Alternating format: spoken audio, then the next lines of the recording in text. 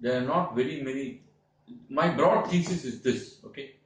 My broad thesis is the conditions for disabled people in this country or anywhere in the world will not get better unless the conditions or standards of living for ordinary people improve.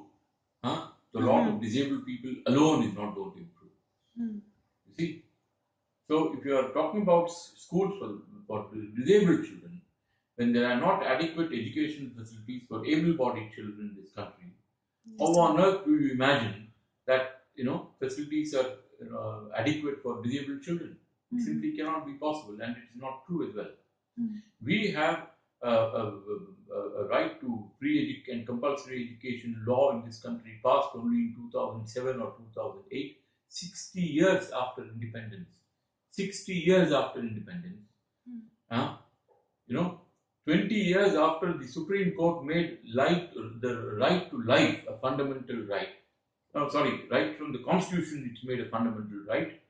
From 1950 onwards, the right to life is a fundamental right. It's in the Article 21. And then you have Supreme Court has elaborated on what the right to life means. Right to life means not just to live, any way and every way.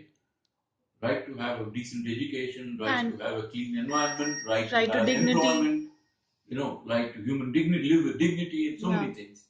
You have a right to basic compulsory, free and compulsory education act legislated in this country only 60 years after independence.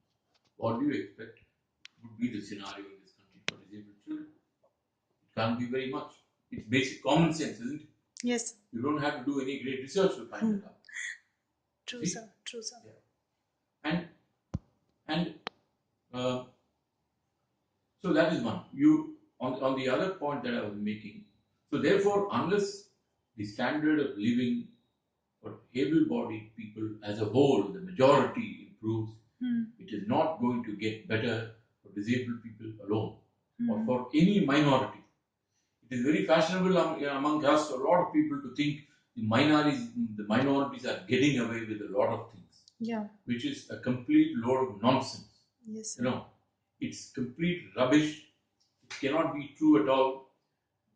Minorities are ensured protections in any democracy, starting with Europe and everywhere else, only to make sure that their rights are not violated or encroached upon by the majority. That is a fact. It is not at all true that minorities get away with a lot more than everybody else has. It's not true. It is complete distortion of fact, and this is we are seeing everywhere problems that arise on account of that. So the case of disabled people is no different. It's no different at all. Anyway, so